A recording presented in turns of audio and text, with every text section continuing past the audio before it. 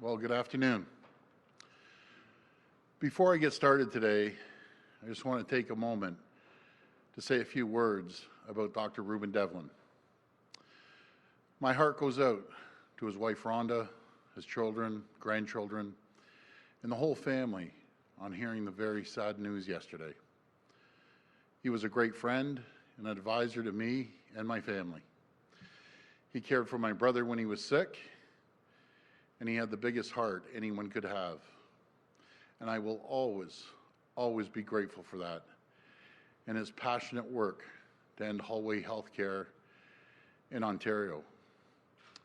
Dr. Devlin, I'll tell you, he was instrumental in putting together the first digital hospital, Humber River, and he took ownership of it. He was so proud of it. You know, most CEOs of hospitals, hand it over to the contractors, oversee it, but he was there every single day, looking at better systems, deliver healthcare, to bring in lean systems, one of the first hospitals to do that in Canada. And again, finally, finishing the hospital and having the first digital hospital in North America. This was the type of man he was, and I'll never forget on a personal note too, is, when Rob was going through his challenges and we were in the room together and talking to me and talking to Rob and always being there through tough times and good times. And life is really interesting sometimes. It was 2 years ago to the day yesterday when we were elected, and Dr. Devlin was standing beside me when we did our maiden speech there, and he was so instrumental in helping us down here and changing healthcare. So I just want to give my blessings to his whole family. I also want to thank Chief Saunders for his outstanding service to the City of Toronto. He's been great to work with and a true champion, a leader for the City of Toronto and the province. And I want to wish him all the best. And Chief, I had an opportunity, by the way, to call the chief last night, and I spoke to him and thanked him for his service. I also had an opportunity to speak to his amazing wife, Stacy. What an incredible partner, Chief, you have, and I mentioned that last night. And I said on the phone call, when I talked to Stacy, I said, Stacy, the chief is still young, and what's he going to do is hang around for a few months. And she said, well, there's only so long he can be hanging around. It reminds me of the story when my dad finally retired from the business and retired from politics, and he went home after 50 years of being married to my mom, and he was there for about 30 days, and out of one reason or another, after 50 years of coming home at 6 o'clock and really structured, all of a sudden, after my mom was, running the household basically for 50 years, he thought it was a good idea to come home and tell my mother how to run the household. Well, that, as I said, that didn't last long. So my advice to the Chief, I give you about 60 days. You're too valuable to the city, too valuable to the province, and too valuable to Stacy. So anyways, I just want to wish you and your family all the best. My friends, yesterday we announced our plan to lift restrictions, get the economy going and get people back to work. Working with our partners across the province, we launched stage 2 of reopening the economy. A responsible, safe, and regional approach. This plan recognizes the situation is different in different parts of the province. It's a positive step forward for hundreds of businesses and thousands of families across the province. There's more work to do, but as I said yesterday, I am confident the rest of the province will get to stage 2 very soon. But before we get there, to help Ontario families, we need to make sure supports are in place so people can have peace of mind going back to work. That includes our plan for childcare. As a father, I know there's nothing more important than the safety of our children. Parents returning to work need to know that someone they trust will be there to care for their child in a safe and healthy environment. So today, we're providing more information on the next phase of our plan to reopen childcare. Starting Friday, June the 12th, all childcare centers in the province will be allowed to reopen with some restrictions. These restrictions will be just like the ones we've seen in the emergency childcare centers open already. There will be limits on the amount of children in the centers at one time. There'll be more screening and more cleaning, and childcare centers will be able to reopen once they meet these guidelines. I want parents to know we will take every measure necessary to keep the kids and the staff safe and healthy. And for older children, we know there's been a lot of questions around camps. Summer day camps will also be allowed to open with some restrictions as part of Stage 2. In coming weeks, we'll continue to plan for the next phase of childcare reopening and work on our plan to reopen schools. We'll keep parents informed so they can plan ahead. I want to thank each and every parent and guardian across the province during the last 3 months. In this unprecedented time, all parents and guardians have had the increased challenge of balancing work and family in this new normal. It's no easy task in normal days, but now more than ever, I know it's even tougher.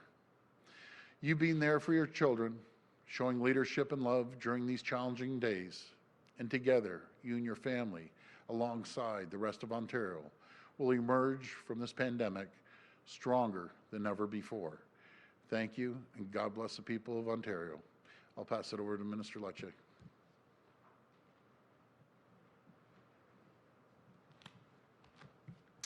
Well, good afternoon.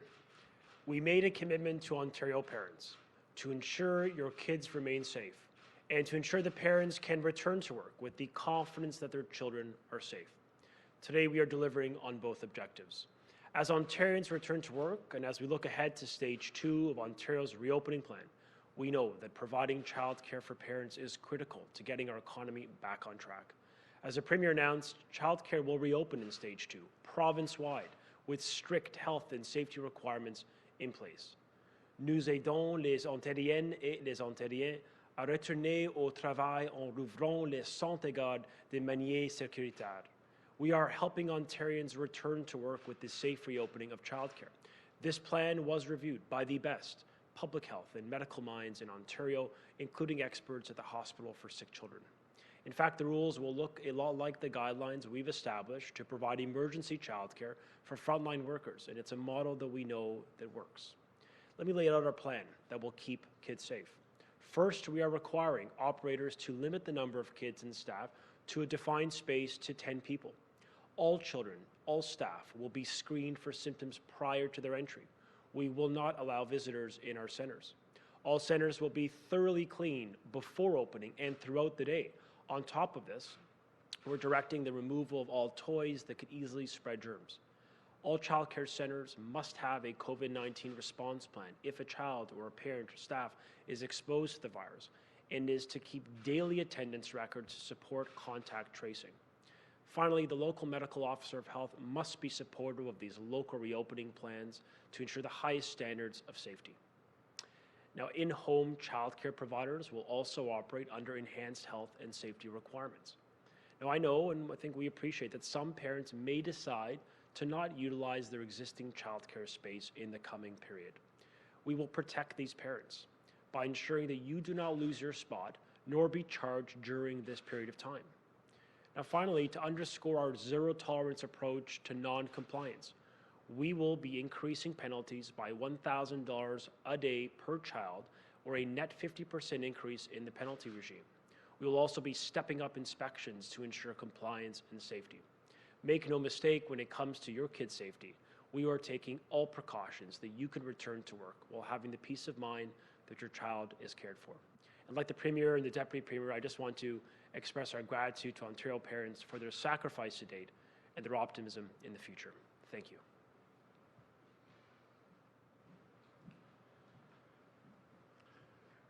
So Ivana, before I start, I just want to give everyone notice, tomorrow a mobile testing bus will be in Brampton, and if you're worried you've been exposed to someone who has COVID, you can go to the Gore Meadows Community Center from 10 a.m. to 6 p.m. I'll just repeat that. The Gore Meadows Community Center from 10 a.m. to 6 p.m. And this is one part of our strategy going right into communities.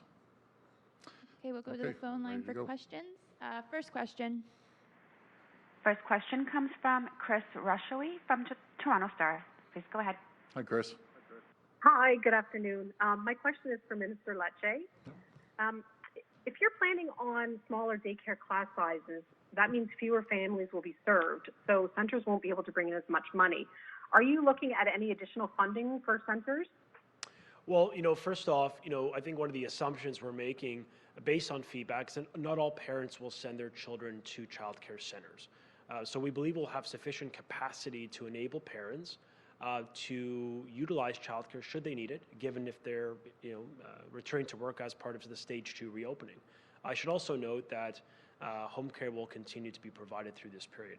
Now, with respect to funding, we have done quite a bit in the past weeks to leverage federal funds and as well as provincial funding to ensure stability in the sector. We want to ensure that childcare operators are there for parents today and well into the future. We know how consequential it is to labor market participation. I was speaking to my colleague Jill Dunlop last night, and she reminded me just how important it is for women to see childcare as a viable option in their communities. And so what I can assure you is, I can tell you what we're doing to help ensure the childcare operators remain sustainable. First is we are participating 37.5% in the rent program with the federal government. That is going to help the offsets for rent for these operators. The second is the emergency wage subsidy by the feds has been expanded to include childcare operators, in part because of Ontario's advocacy. The third, the Ministry of Education has actually extended additional support for operating funding for fixed costs, like for example, rent or insurance. And we have said that on a one-by-one basis, we will make sure we're there for operators on a need basis to get them through this difficulty.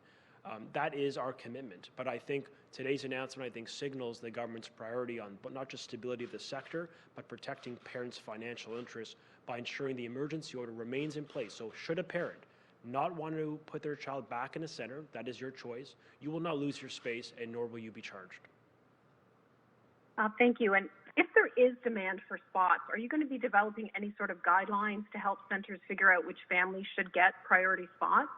Yeah, thank you for the question. Right now, emergency childcare will end at the part of an orderly phase up on the 26th of June. That's part of our plan to phase out emergency childcare. We've given some notice about that some weeks ago, but I want to be clear to our first responders, to our emergency workers, to our truck drivers and our nurses and those on the front lines doing heroic work in the safety of our families.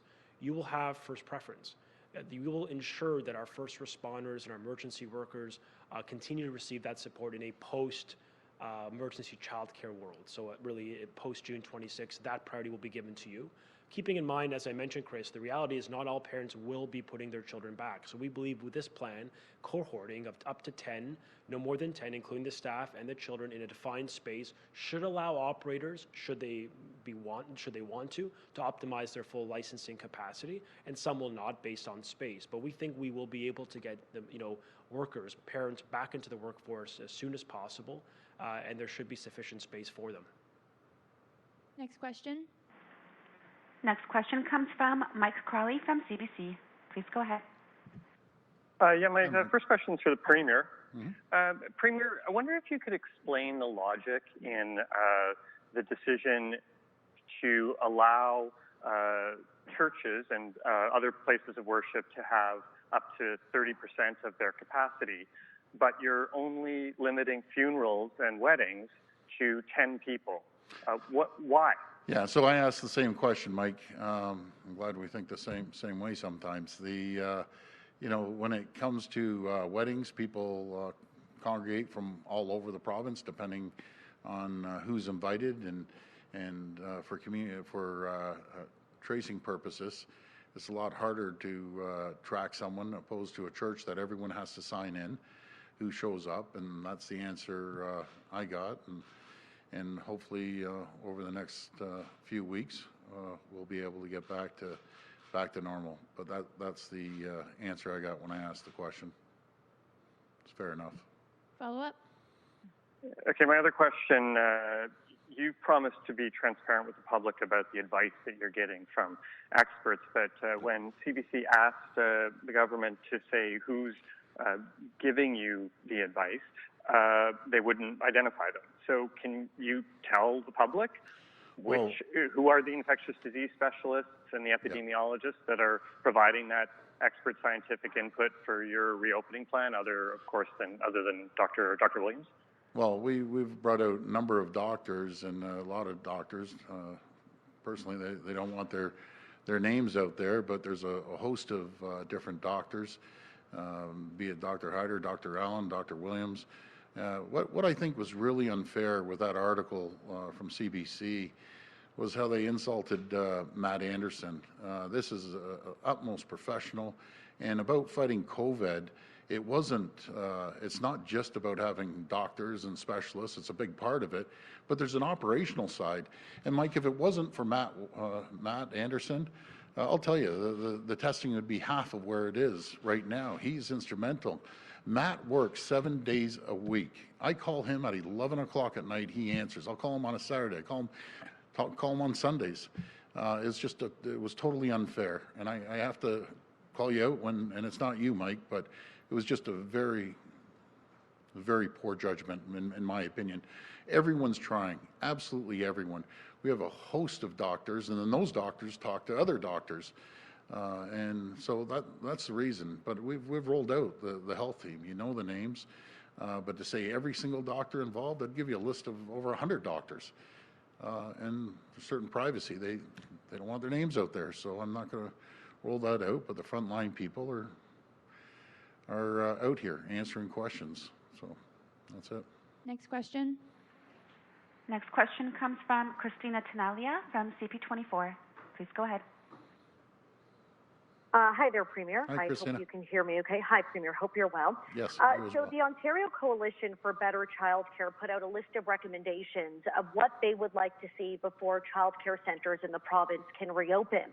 That includes a minimum of 3 weeks' notice before reopening, and they say prior to which the sector must already have had access to sector-specific reopening guidelines, which specify new operating regulations and funding plans. They also asked for funding for and organized access to all necessary PPEs, and they say this should be provincially funded.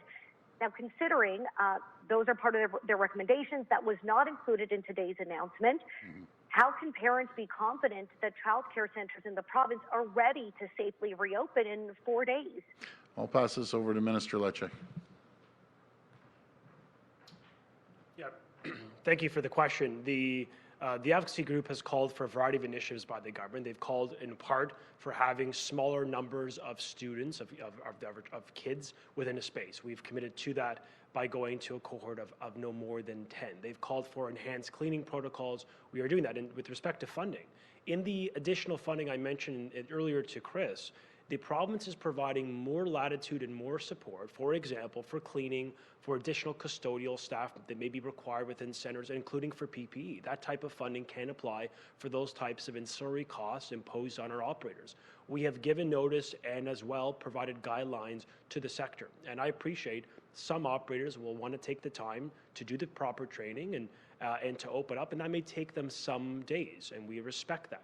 What we're signaling today and what we've sort of signaled quietly over the past week is that childcare can reopen, technically effective Friday as part of the realignment with the phase 2, but we know some of them will take additional time. And obviously our aim is to get this right, to do all of our due diligence to protect families and protect our kids and protect our staff. So when it comes to the overwhelming message I've heard from the association, we are delivering on it.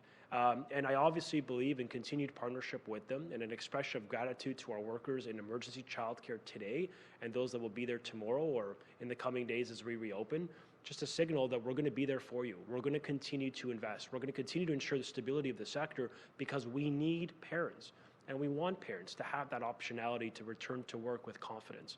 And so this plan, not just endorsed by the medical officer and reviewed by Sick Kids, it really does reflect the priority of parents of the sector, which is stability for childcare operators, but also financial support and protection, consumer protection for parents.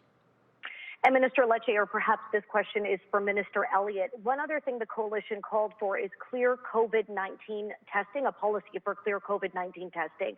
Now, at the end of May, Minister Elliott said in a couple of daycare situations, there was permission asked of parents for children to be tested, and they were. It's a special test. It's delicate. It's something that she says we will continue to do. And she says, and I quote, we want to make sure that as we open the economy, further testing of children will be required, but parental permission must be obtained. What happened to that? Sure. I'll turn to the minister maybe to speak for herself. Well, we did have an outbreak of COVID-19 at one of the essential child care centers earlier, and we tested both the people who worked there as well as the children, because we wanted to keep them safe to see if any of them had been exposed to COVID-19. If you're going to conduct a test of that nature, clearly you need to have the parents' permission. They're young children. You would need the parents' permission in order to do that. And you also need to have specialists there to conduct the testing, because they're very delicate nasal passages, and you need to know that there's someone there that can do that kind of pediatric work. So we will continue to do that. We're going to continue to monitor. We're going to continue to test, because we want to make sure that these are healthy and safe places for children. So that will be part of our ongoing testing that we're going to do in the community in any event. So children are our most important resource. We want to make sure that when their parents return to work, that they can know that their children are in a safe and healthy space. And if there is someone who comes down with COVID-19, that it will be important to test everyone with the parents' permission. Next question. Next question comes from Colin DeMello from CTV News. Please go ahead. Hi there. Just had a question about PPE. So child care centers are obviously, going to stock up on PPE. Who pays for that? Should the child care centers charge families? Should they bear the cost, or is the government setting aside a certain fund for child care centers for PPE specifically? Well, Colin, I'm going to pass it over to the minister that's taking care of it. With respect to PPE, as I mentioned, the government will provide ancillary supports to cover things like, additional cleaning. PPE will be required. There are additional supports the province is lending to operators, and that's been made clear in today's announcement. Of course, that's in addition to the funding and support on rent relief, on the emergency wage subsidy, because we're trying to ensure that the sector understands fully that we are committed to their sustainability and to the protection of our kids and our staff. All right, thank you. My next question is for the Premier specifically, and it's on another topic. Premier, there are calls to defund police services right across North America. The OPP is a billion-dollar operation under your purview. What are your thoughts on defunding police in general, and specifically your thoughts on defunding the OPP? Well, I don't believe in that for a second. I think we need a strong police within our communities. What we do need to do is have higher standards. We need to focus on more training. I think I'm a big believer, as Chief Saunders always believed, in community policing. Get involved in the community, learning more about your community. That's what I believe in, but I just don't believe in, cutting police budgets. I just never believed in that. Next question. Next question comes from Lucas Meyer from News Talk 1010. Please go ahead. Oh, hi, Premier. I do have a question about just public awareness starting on Friday, but I want to go back to what Christina was asking about a little bit with regards. So, if you can't get permission, does that mean that if you want to test and parents say no, that I'm assuming that means that the child cannot attend the daycare, and a little bit further in that, if you have an outbreak, if you have one case, will you shut down the facility? Well, if we have one case, yes, we need to. We need to, number one, trace it and make sure we go in there and sanitize the child care facility as well. But again, they're people's children. They're going to have the right to say if they want them tested or not tested. We can't force anyone to test their children. I'd never do that anyways. Strictly up to the parents. follow-up. And Premier, if you could take this on as well, just with a little bit more about Friday. In terms of public awareness, there's we see the commercials and the signs, but if you're going to have a lot of the province opening up now and you want them to follow the safety precautions, do you think that you need to do a little bit more when it comes to public awareness, reminding people about physical distancing, focusing on hand washing and sanitizer, disinfecting, etc.? Are you concerned about a certain level of complacency, and are we going to see that public awareness portion increase Friday, next week, and when Phase 2 eventually happens in Toronto and the GTA? We have to be vigilant. We have to never let our guard down, ever. We always have to make sure we practice social distancing. We have to make sure that we're always washing our hands. And as for advertising, including your radio station, we've spent, not yours specifically, but yours plus others, over tens of millions of dollars in advertising. You can't turn on a radio station, you can't turn on television without getting an ad from the provincial government, the federal government. So we aren't sparing any expense when it comes to making sure that we inform the public. But I go back to the public's been incredible. They understand it, and they know what needs to be done, and they've been great. They've followed the protocol, and I have all the confidence in the world, and the people here in Ontario will continue following the protocol until we get out of this situation. Next question. Next question comes from Travis Denrush from Global News. Please go ahead. Hi, Travis. Hi there, Premier, and condolences to Dr. Devlin's family and yours, as I know you were very close to him. Thank you. I have a question that a lot of people are asking right now online about the rules and the rhyme and reason to the rules. Why is it okay to get a massage in Toronto right now, but you can't go and get a haircut? How does that make any sense? Something I can't even argue with you on that. I'm going to pass it over to the Minister of Health. There's always a reason when they go through the table, but I agree. I need a haircut desperately, so we'll see what happens. I think things will start opening up very soon, but I'll pass over to the Minister. Well, a lot of it has to do with physical proximity and closeness to the face-to-face with other people. That's why we know that dental services, for example, are resuming because of precautions and requirements from the college on what is safe and what people should be wearing, masks and facial shields and so on. The same is going to be true of salon operators that are going to be doing massages, things of that nature. And ultimately, for hair salons, manicurists and so on, where people are in close physical proximity face-to-face. And as we know, if someone sneezes, there can be transmission of the virus. So we just have to be very careful. That's the basis upon which these decisions were made. And we're going to continue to focus on that because we want to, as we gradually open up the economy, do so in a very safe and healthy way. Okay, my next question is for the Premier on a different topic. Premier is laid to rest today, and I'm not sure if anyone has asked you what you thought when you saw that video, what went through your head, if you can describe that. And also, I missed the first part, sorry. I'm just wondering what... Sorry, Travis, can you start over? Laid to rest, that's the last what I heard. Okay. So, can you hear me now? Yeah, I can hear you. Yeah. Okay. George Floyd is being laid to rest today, and I'm not sure anyone has asked you what went through your head when you saw that video. I'm wondering if you can describe that, and as well, what immediate and concrete actions are you willing to take as Premier to fight anti-black racism now, other than convening a panel to ponder future decisions on the topic? Well, everyone that saw that was it was disgusting.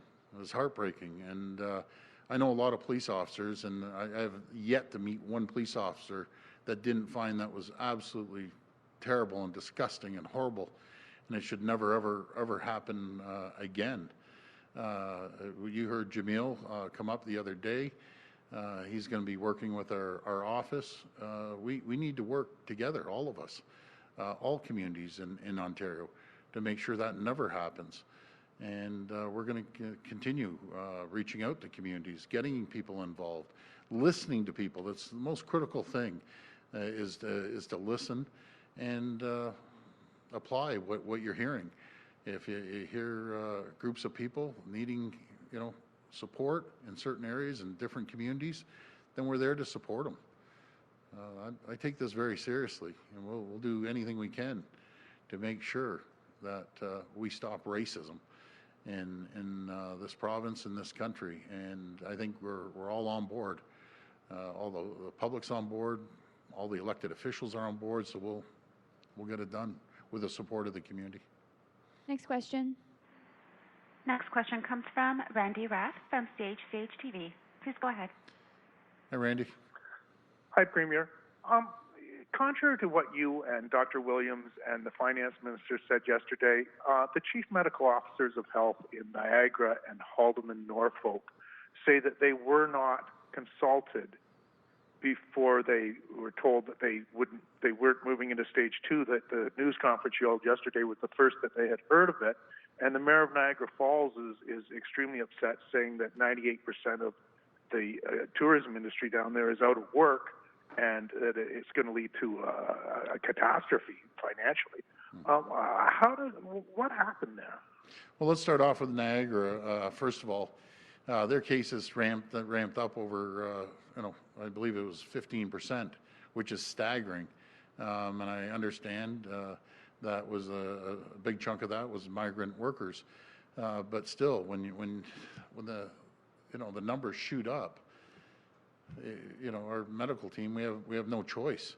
And I asked specifically, was everyone contacted? The answer I got was yes. So I guess the chief medical officer and ours are kind of going back and forth. I can see, but we'll make sure, without digging deep and pulling out papers and emails and everything else, we're all in this together. So it's not time to be finger pointing. So we're going to make sure that every community gets a follow-up call, but we aren't far behind.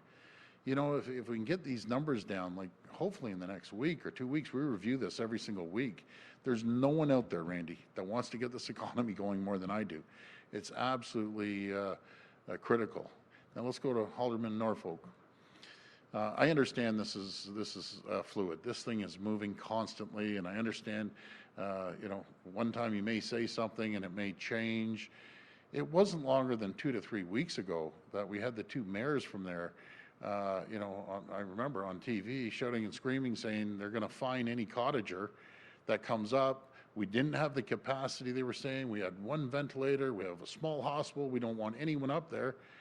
And all of a sudden, bingo, they're out there getting a haircut saying they want everyone to come up. I get it. Things change. I get it. But, you can't have it both ways, and they had a massive spike. When they have a massive spike in the area, we have to do the responsible thing. People that live in that area are incredible. They're salt of the earth. I've been up there numerous times. I've talked to them. They're incredible people. But, you can't be telling everyone to stay away and we're going to fine you if you go to the cottage that you pay taxes for, and the most outspoken in the entire province, and a couple of weeks later sitting there getting a haircut and going against the protocol. So, give me a break. Really. They have to pick and choose. Follow up. But we'll get it straightened out. Hopefully in the next week, 2 weeks, people will be able to go up there and have a lot of fun. Follow up. So that protest today where they sat and got a haircut, how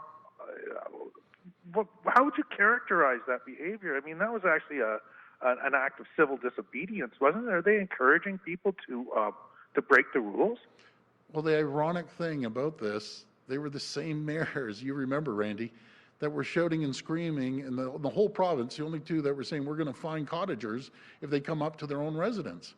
Really getting out there and voicing their opinion, and that's fine. God bless them.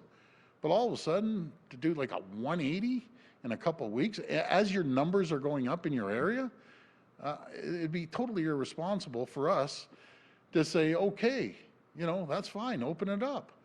They're the last two mayors in the whole province out of 444 mayors that I would think would be doing this, but this pandemic does strange things for people. I can't figure it out myself. You can't have your cake and eat it too, either one way or another. Okay, last question. Last question comes from Alison Jones from the Canadian Press. Please go ahead. Hi, Premier. Hi. My questions are probably best for Minister Lecce. Good. Minister, I'm just hoping you can explain the reasoning behind having all childcare centres in the province able to open as of Friday, and yet not all areas of the province are moving to stage 2. Well, we've sought the advice of the Chief Medical Officer of Health, who, as you know, has been a proponent of the concept of cohorting. He believes, and with his support, that we can responsibly cohort students in individual spaces, utilizing the space of a childcare center responsibly by using social distancing. Every child and staff is getting screened, as well as enhanced cleaning protocols. With this program, I think what it demonstrates, Allison, is what we've done in the past is informing what we can do in the future. The emergency childcare program we unveiled with the strictest protocols to ensure safety has largely worked, and it's worked province-wide in all regions of Ontario, urban and rural, English and French. In north, south, east, and west, we've seen operators open up. And so we are scaling that up, but we're actually enhancing the protocols. We're enhancing the penalties. We're enhancing the requirements imposed on our staff. We're requiring now the service managers to have to conduct, in conjunction with the local health officer, training to ensure in this new world that these staff are set up to succeed and that their kids are safe. So we believe there is a pathway to do that. We're giving notice to the sector to reopen following the training, following that work. Keep in mind, parents across the province have said to us that they want to have an option, a viable, safe option for their child when it comes to their ability to work. And so we believe this is important from an economic imperative to enable parents to return to work in the current phase or in phase 2 and beyond. But it's also underscored by our most important principle, which is safety. And this plan will keep kids safe. And I just wanted to circle back to your question, your answer to Chris's first question on additional funding.